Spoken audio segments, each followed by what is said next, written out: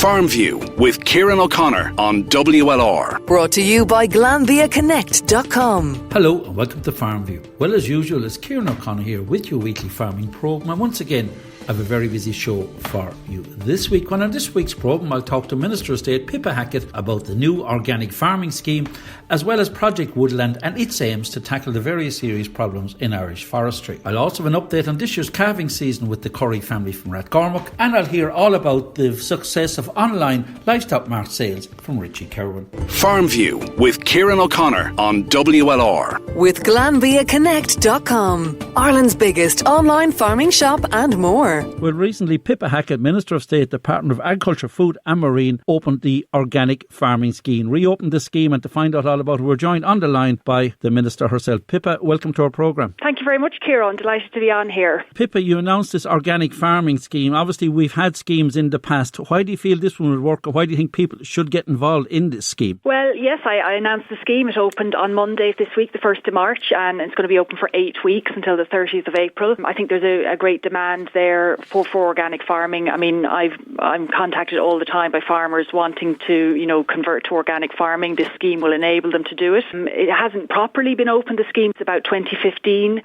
It opened for a short time in 2018 for 1 month. And there was a certain, I suppose, dissatisfaction at that stage. It was open for a very short time. It was oversubscribed. People, didn't get onto the scheme. So this time, look, I'm hoping I secured €4 million in the budget for it. So I'm hopeful it'll get in between 400 and 500 new organic farmers this year. So I'd invite all farmers to apply, any sector, whether it's sheep or sucklers or dairy, tillage, horticulture, whatever. Now, the application process, I know in the past some organics got a bad name because there was people selling product as organic and weren't really officially organic farming. But the application process and what's involved for a person to become an organic farmer? Yes, well, I mean, in Ireland we have two organic certification bodies.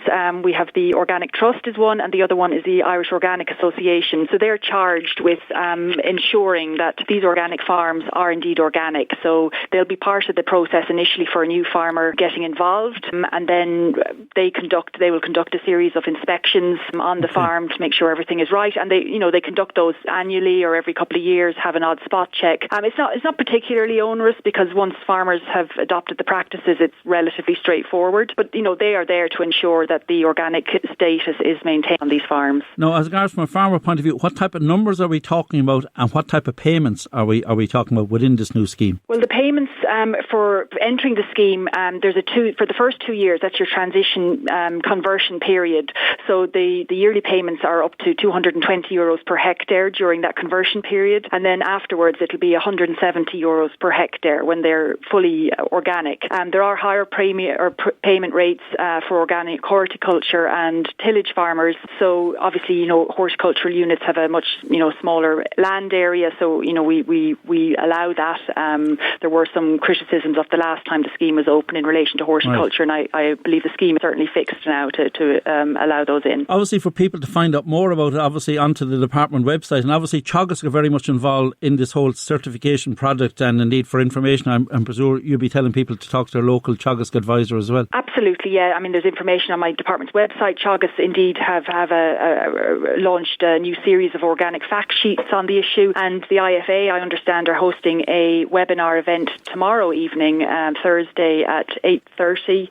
That's, I think, if people go onto the IFA webpage, they'll see details of that, and that's again, it's an information session, and it's going to have department people there. It'll have Teagasc, and the organic certification bodies are represented also. Now, Minister, also when it comes to the Department of Agriculture and Food, one area of a lot of concern and a lot of people worried and concerned about the future of the whole area of forestry within Ireland. Last week he announced a Project Woodland. You might tell our listeners about it because there seems to be upheaval as regards felling licences and also, of course, the shortage of wood, a lot of wood being imported. So what's the Project Woodland? You might outline the principles of it. I will indeed, and actually I'm thrilled about this Project Woodland because it's really, I want us to, firstly change the way that we look and treat trees and consider them in our society. But you're you're right, there has been absolutely a crisis in the forestry sector in terms of licensing. It's something I inherited back when I started last June and July. I initiated legislation in the autumn to deal with there was delays in the appeals process, and that has worked well, that legislation. We are also still and sorry, Minister, on that, like the backlog that's there as regards, is it red tape? Is it bureaucracy gone mad, or is there just a problem within the department? Where's the finger being pointed? Well, the backlog really has arisen because of changes in European legislation and cases taken at a European level. So, and it caused the backlog. My department has addressed it actively in terms of resources. We now have more ecologists. We're up from 1 to nearly 18 at the moment. We have more forestry inspectors, but it is that it's basically working through a licence. So from when a farmer submits his licence through his forester, that has to go through a series of hoops, if you like, and it's important we get that right. But we are addressing that. But this Project Woodland, that is one of the main parts of it, is to fix that backlog. There'll be 3 main, I suppose, elements to it. Firstly, to fix the backlog. Secondly, we are engaging with, we're going to bring the stakeholders in to help us with these issues.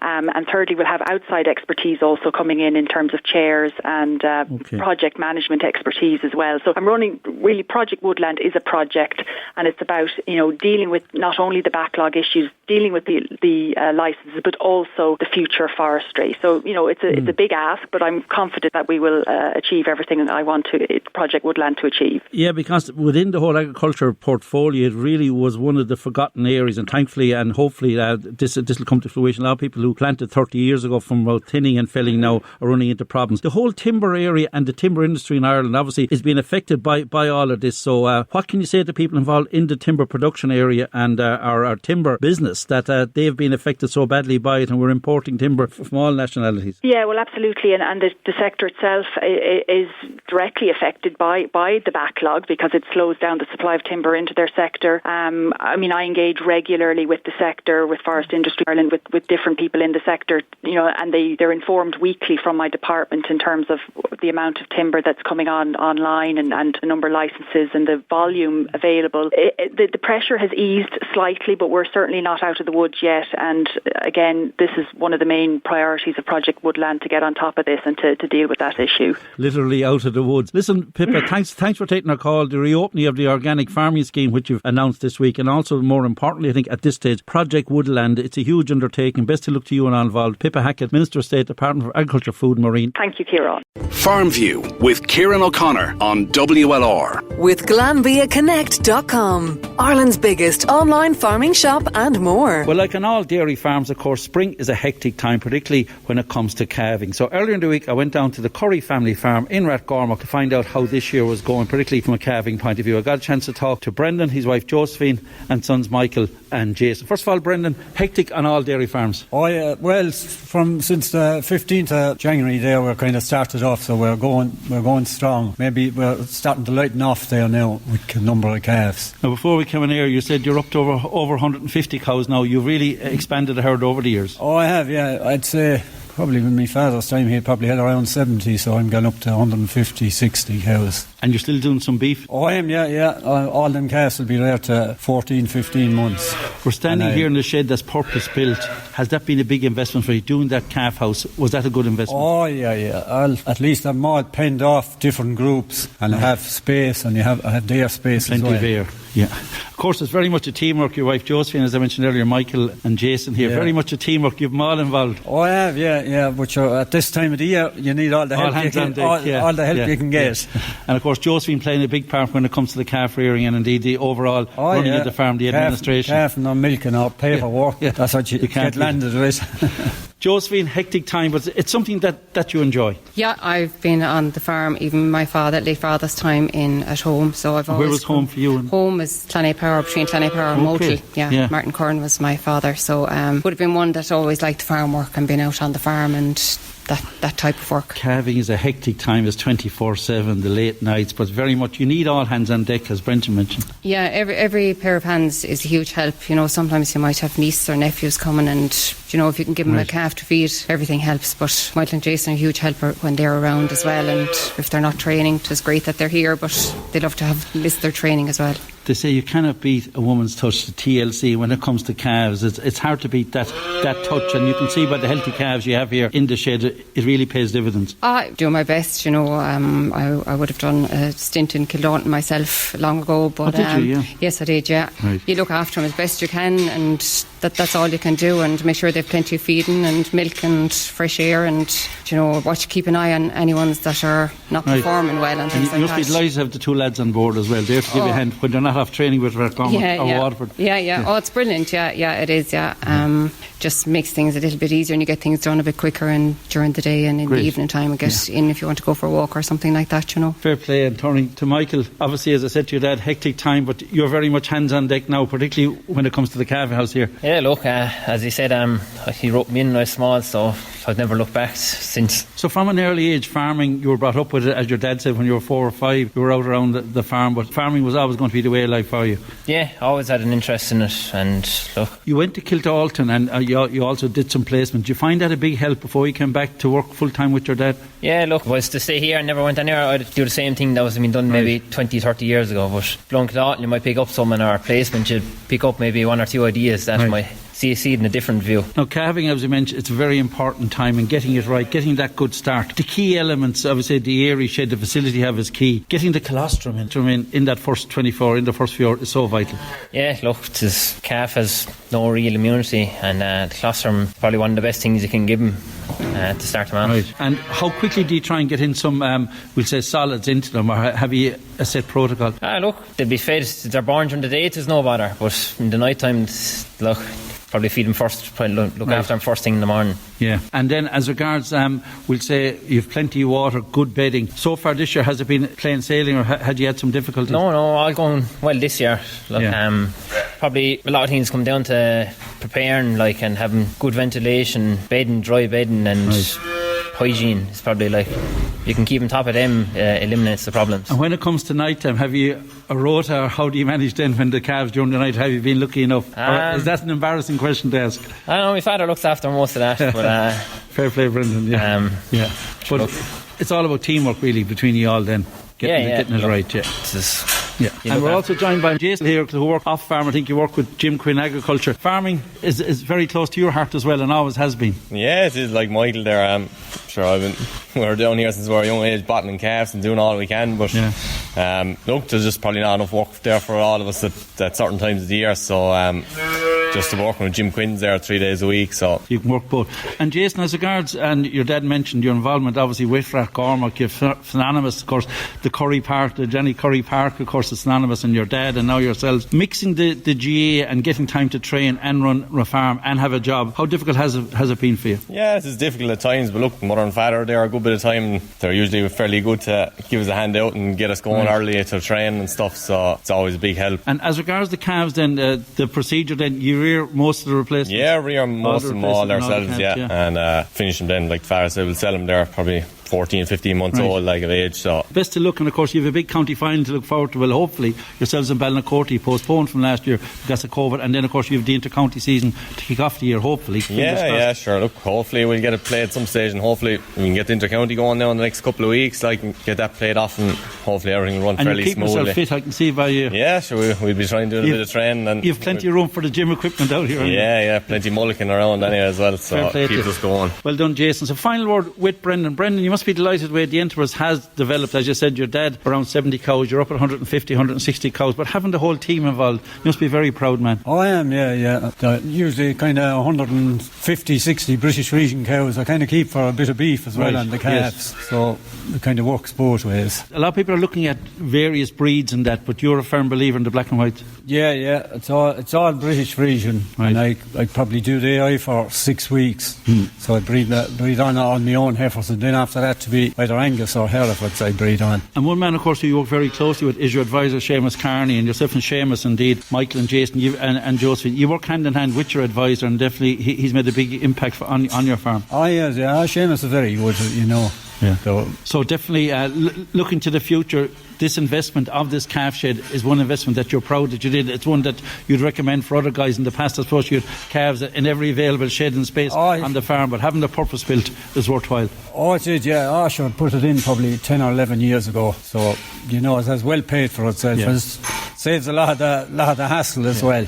You know. And of course, you have the ad-lib milk. You bring in the whole milk from the parlour, and it really works like clockwork. Yeah. The milk is coming in hot there, and the drinking tubs on the gate. Yeah, it works well. Well, definitely judging by the contentment here of the calves, yourself, Josephine, Michael and Jason. Listen, keep up the good work, Brendan. I'm sure I'll meet you before the county final, if not during the year. Well, anyway. Hopefully, anyway. Yeah. Thanks a million, Brendan. Best of luck. Kieran, thanks. On how well our livestock marts are coping during this online sales. We're joined from New Ross, Waterford Ross Mart in New Ross, by their mart manager, Richie Cowan. Richie, welcome back to our programme. Thanks very much, Kieran. Richie, I spoke to you at the start of the year. We were back to level 5. We were back to online sales. How well has it been going since I last spoke to you? Sales have been going good. Numbers have been good. Prices have been very good, in fairness. And look, we're coming into the calf season now, which we're well into it. Numbers are good. There's a lot of it. I suppose it's the new norm now. Bidding using your phone, and the sellers come in, they drop off their stock and they head for home, and they're waiting then by the phone. They can watch the sale online, and we'll ring them when the livestock gone through the ring. Then we ring them with the weights and prices of their stock. And have you found the drop and go, farmers dropping, and particularly now with calves, a lot of guys who hadn't been using the mart now dropping their calves and going? That has worked well for you. It has worked very well, but to be fair, I suppose a lot of the dairy farmers who have the calves were dropping the calves anyway and going, and some were hanging around, but there was a good few lads were heading for home and were getting the phone call anyway. The calves were on a one-way ticket. I suppose the biggest help to the online system has really been the price has been very good since the turn of the year, and look, we're attributing that down to a lot of it down to the extra customers we're getting because of the online system that we're catching at their side, our main catchment area, you know. And would you find, Richie, that a lot of the buyers in the past were from the southeast, for Waterford, Kilkenny, Wexford? Now you're getting buyers from literally all over the country. I would have found, we were getting lads, say, outside our catchment area, our main catchment area being Waterford, Wexford, Kilkenny. They were coming, say, seasonally, at different times of the year. But now we're getting them a lot more consistent. And we are catching new customers as well. Because it's so handy, just turn on the phone, they might give a ring to the mart, see what's in, and in the morning then, like, some customers might ring you up, could you send me on a video or something like that of cattle you think that would suit me? We'd say, do a quick WhatsApp video, send it out to them, and then they'd watch for them lot numbers coming into the ring. Richie, really, and before I let you go on this, it's been fantastic the way farmers and their families have adapted. All ages are now into it big time, and as you say, it's really working out from a real success story because of COVID. Yeah, it is one of the success stories of COVID, and it is brilliant to see the way farmers have taken to it. Like, there's lads in their 80s bidding using phones, and they might come in with their nieces and nephews or someone, just to have a look around the place, then head for home, and they come back in the evening to collect their stock. It's absolutely great. Well, Richie Cowan, I know you're a busy man. Listen, thanks for taking our call. Delighted to hear that it's working so well, and I think that's the feedback from livestock marts right across the country. Online working well with no buyers and sellers ringside, now all online at livestocklive.com. Richie Cowan, manager of Waterford Ross Mart in New Ross, thanks for taking our call. Thanks very much, Kieran. Thank you. And before I go, a reminder, of course, the weekly livestock sales continue, of course, now all online because of COVID. Don't forget, every Saturday morning we've Waterford Ross Mart every Saturday with cattle from 9:30 and calves from 10, while Dungarvan Mart's weekly cattle and calf sale take place every Monday from 11. And don't forget, as I said, all marts are now online at livestocklive.com. Well, on the racing front, we had a good week again for local Waterford connections. Belated congrats to young Dungarvan jock Niall Houlihan, who's making a real big name for himself cross channel. He recently had winners at Sandown at Market Raisin, while Kappa jock Tom Quealy had a nice winner at Suddle. Back home, Knockeen Butlerstown trainer Henry de Bramall kept up his brilliant run, with Henry saddling winners at Navan for Dacia owner Jim Power. While also at Fairyhouse and indeed at Thurles as well, where well-known Waterford syndicate Fasty for Fun enjoyed a great double. Well, that's my lot for this week's programme. So from myself, Kieran O'Connor, it's goodbye for now. Once again, my thanks to Ollie and Sean for all their help in putting this week's programme together. So stay safe, keep up the protocol, and hopefully I'll have your company again, same time next week. Farmview with Kieran O'Connor on WLR. With GlanbiaConnect.com. Thousands of products in the palm of your hand.